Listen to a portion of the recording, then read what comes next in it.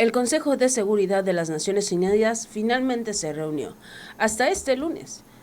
Ellos no trabajan los fines de semana. Sí, fines de semana cuando ocurre una agresión militar por parte de Estados Unidos contra una nación, además del secuestro del presidente de esa nación, Nicolás Maduro. En la reunión participan los miembros del Consejo, varios países latinoamericanos, entre ellos Venezuela obviamente, Argentina, Chile, Brasil, México, Paraguay, Cuba, Nicaragua, Colombia, Panamá, todos están dispuestos a hablar sobre la situación. ¿Con qué empezó la ONU, esta reunión especial, esta cumbre de emergencia debido a la situación con el tema de Venezuela, con el famoso Jeffrey Sachs, uno de los principales asesores de la ONU? Él les recordó las intervenciones de Estados Unidos durante esta reunión del Consejo para discutir la agresión militar de Estados Unidos. Desde 1947, la política exterior de Estados Unidos ha empleado repetidamente la fuerza, la acción encubierta y la manipulación política para provocar un cambio de régimen por aquí, un cambio de régimen por allá, en diversos países. Ejercer el control sobre sus asuntos. Esta cuestión va directamente a la sección 4 del artículo 2 de la Carta, donde se prohíbe la amenaza o el uso de la fuerza contra la integridad territorial o la independencia política de cualquier Estado. El Consejo ha de decidir si esa prohibición se va a respetar o abandonar, y abandonarla acarrearía consecuencias gravísimas. Quisiera ponerlos en antecedentes. Desde 1947, la política exterior de los Estados Unidos de América reiteradamente ha utilizado la fuerza, acciones encubiertas y manipulaciones políticas para lograr cambios de régimen en otros países. Esto está documentado en los registros históricos. El politólogo Lencia Ward documenta 70 intentos de cambio de régimen a través de operaciones de las Naciones Unidas. Y estas prácticas no terminan con la Guerra Fría. Desde 1989, grandes operaciones de cambio de régimen de los Estados Unidos realizadas sin autorización del Consejo de Seguridad han incluido, entre las más importantes, Irak en el año 2003, Libia en el año 2011, Siria a comienzos de 2011, Honduras en 2009, Ucrania en 2014 y Venezuela de 2002 y en adelante. Los métodos utilizados son bien conocidos y están debidamente documentados. Entre ellos está la guerra abierta, operaciones de inteligencia encubiertas, instigación de agitación, apoyo a los grupos armados, manipulación de las redes sociales y los medios de comunicación de masas, soborno a oficiales, asesinatos específicos, operaciones concretas y guerra económica. Estas medidas son ilícitas en virtud de la Carta de las Naciones Unidas y suelen dar lugar a una violencia constante, a un conflicto jurídico, inestabilidad política y a un profundo sufrimiento para la población civil. El reciente historial de los Estados Nos están dando una cátedra de la situación, de las veces en las que Estados Unidos pues ha llegado realmente a invadir, a tomar el control de diversas naciones solo porque, pues, aunque se escuche feo, solo porque es Estados Unidos. Nada más. Ese es lo que le da a Donald Trump la ventaja. Otro de los líderes que ya participó, representantes en este caso que ya participaron con el tema de la situación por parte de Colombia, está el representante de este país, quien habla, por supuesto, sobre Estados Unidos invadiendo y amenazando a otras naciones. Y agravan las ya complejas condiciones que experimenta la población civil, con efectos devastadores que trascenderán las fronteras soberanas de Venezuela, con un impacto directo sobre los países de la región como Colombia. De manera preventiva, Colombia ha dispuesto medidas para proteger a la población civil y preservar la estabilidad en la frontera, atendiendo las eventuales necesidades de la población, especialmente de la población migrante, en coordinación con las autoridades locales, Colombia ha sido y seguirá siendo receptor solidario de la población venezolana, que ante la incertidumbre que representa la crisis ocasionada por estos ataques, puede generar un flujo masivo de migración que demandaría un significativo esfuerzo en recursos y capacidades para brindar el debido apoyo y asistencia en las zonas de acogida.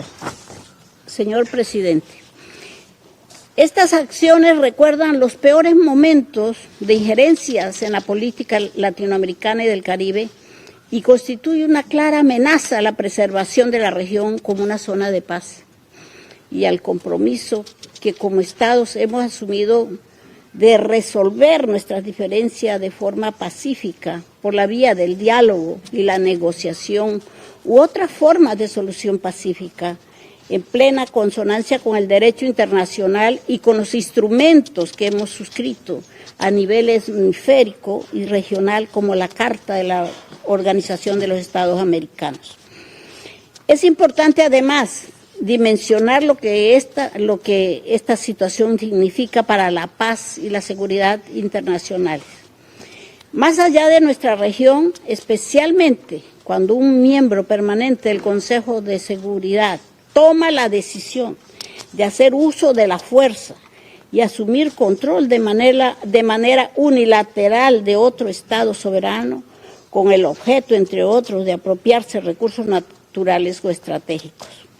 Esto sienta precedentes profundamente preocupantes para el orden internacional establecido tras la Segunda Guerra Mundial y viola flagrantemente el derecho internacional en una contradicción clara ante la Carta de las Naciones Unidas y el mismo objetivo para el cual este Consejo fue creado.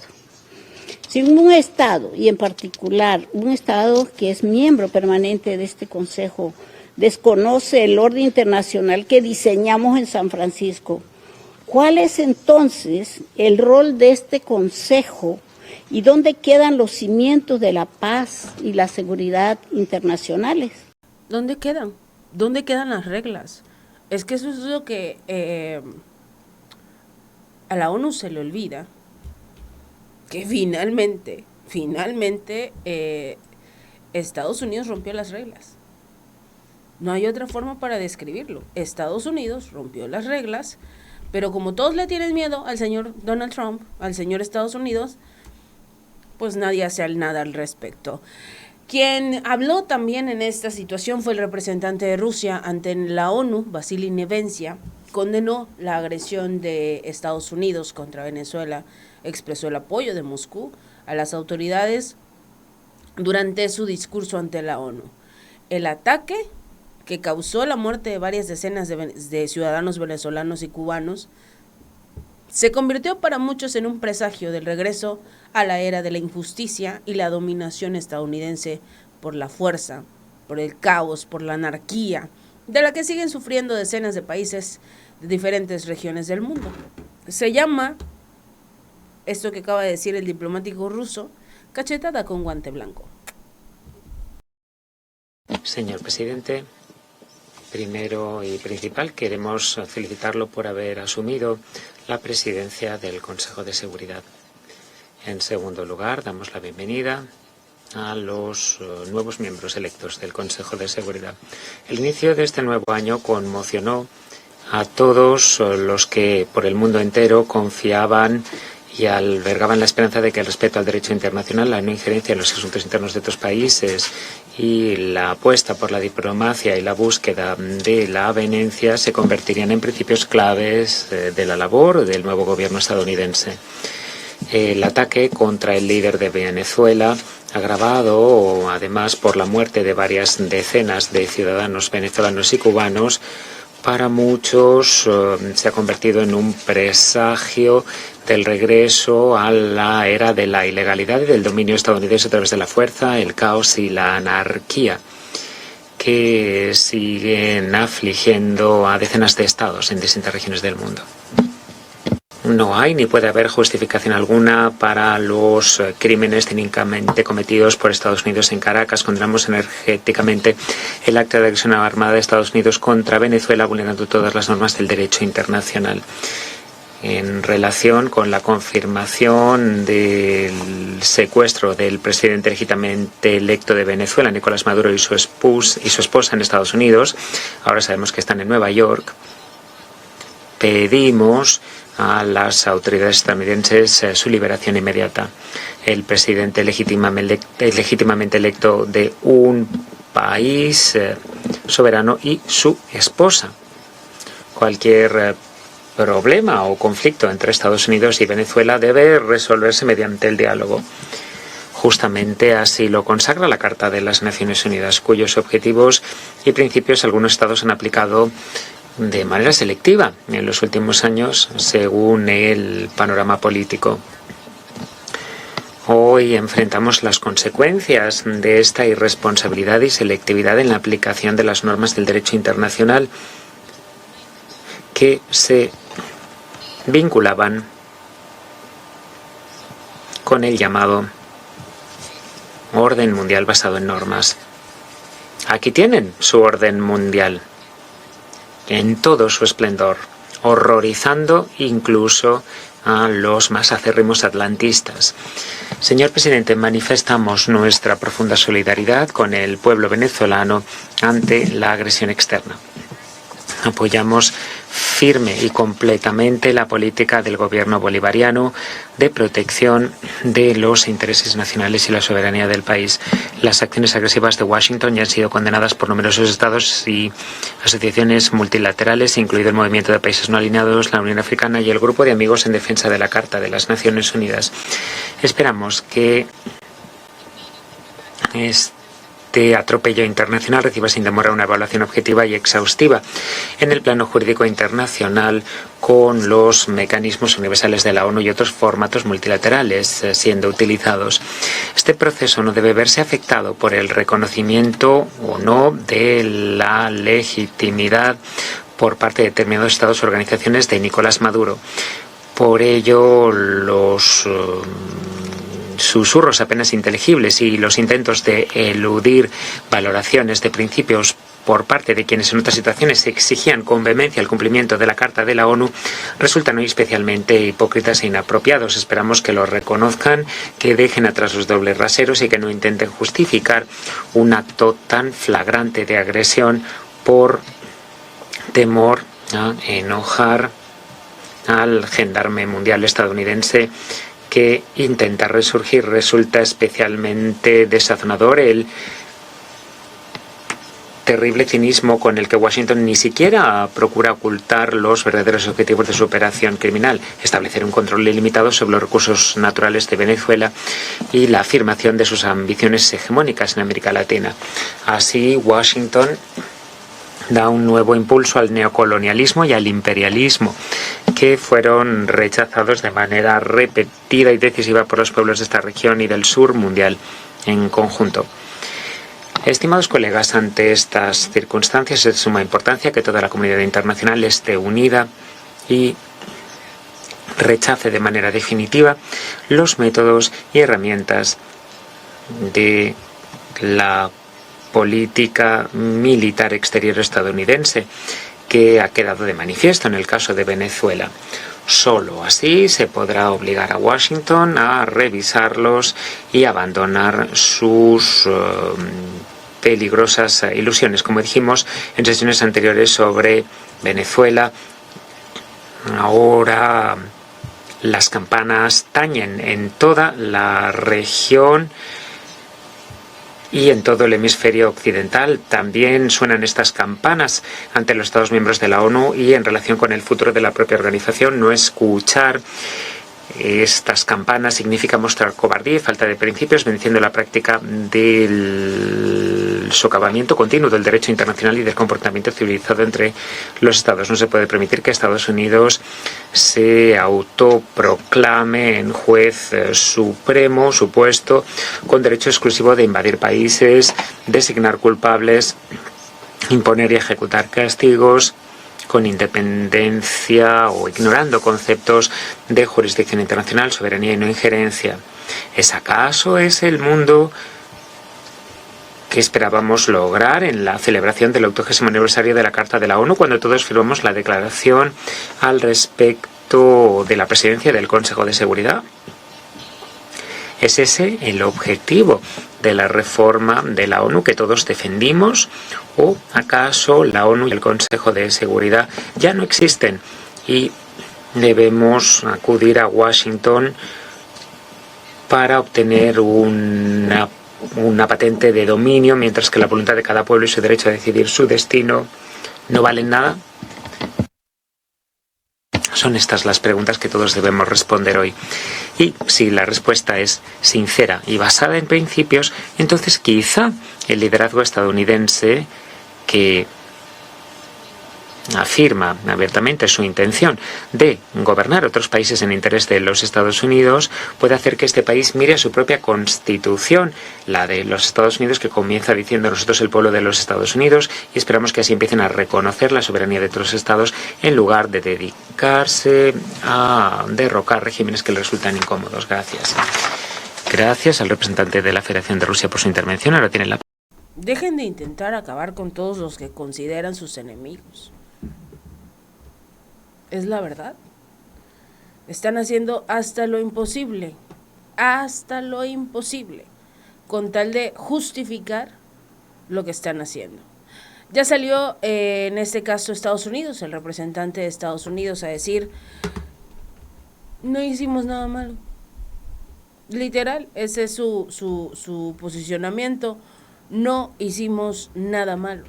Para Estados Unidos, ellos, todas sus acciones son necesarias, porque si no ocurren, entonces habrá problemas a nivel mundial y ese tipo de cosas que todos sabemos, son para justificar sus acciones. Y quisiera recalcar que la señora de Freitas se encuentra en el exilio por haber tenido que huir del régimen. Gracias por su valentía y gracias por arrojar luz sobre las verdaderas atrocidades perpetradas por el régimen ilegítimo de Maduro. Este pasado fin de semana, colegas, los Estados Unidos llevaron a cabo con éxito una operación policial facilitada por el ejército de los Estados Unidos contra 2 fugitivos acusados por la justicia estadounidense, el narcoterrorista Nicolás Maduro y la narcoterrorista Cilia Flores. Colegas, Nicolás Maduro es responsable de haber perpetrado ataques contra el pueblo de los Estados Unidos por desestabilizar el hemisferio occidental y responsable de haber reprimido de manera ilegítima al pueblo de Venezuela. Como lo ha dicho el secretario de Estado Marco Rubio, no hay una guerra contra Venezuela ni contra su pueblo. No estamos ocupando un país. Se trata de una operación policial de cumplimiento de la ley. Una operación policial de cumplimiento de la ley para hacer respetar las acusaciones ilícitas que llevaban vigentes desde hace décadas. Los estadounidenses hemos arrestado a un narcotraficante que ahora va a ser enjuiciado en los Estados Unidos de conformidad con el Estado de Derecho por los delitos cometidos contra nuestro pueblo durante 15 años. Y se hizo algo parecido en 1989 contra Manuel Noriega, que fue arrestado, inculpado y condenado en un tribunal y que cumplió condena en los Estados Unidos de América y en Panamá.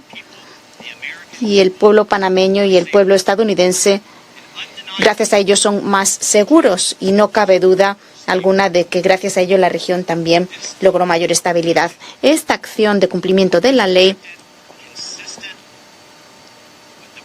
se llevó a cabo de conformidad con la responsabilidad del presidente estadounidense como comandante jefe de proteger a los estadounidenses, tanto en nuestro territorio como en el exterior, contra un fugitivo que es responsable directamente de narcoterrorismo que se ha cobrado la vida de decenas de miles de estadounidenses y que ha desestabilizado nuestro hemisferio. Nicolás Maduro y su compañera Cilia Flores han sido trasladados a los Estados Unidos para comparecer ante juicio. Maduro fue acusado por un gran jurado en el Distrito Sur de Nueva York y enfrenta graves cargos penales por su implicación en una conspiración de amplia gama para llevar a cabo narcoterrorismo, traficar con cocaína, posesión de armas, etcétera.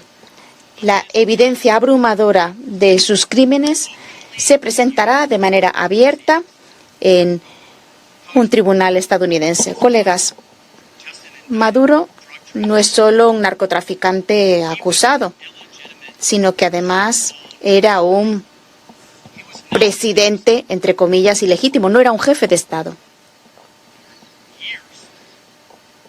Durante años, Maduro y sus secuaces han manipulado el sistema electoral de Venezuela para mantener su garra ilegítima sobre el poder. De hecho, hace apenas 2 años, en 2024, un grupo de expertos de las Naciones Unidas determinó que las elecciones realizadas ese año habían sido una farsa absoluta y completa y estaban muy por debajo de las medidas más básicas de transparencia e integridad necesarias para realizar elecciones creíbles. Si las propias Naciones Unidas, si este órgano otorga legitimidad a un narcoterrorista ilegítimo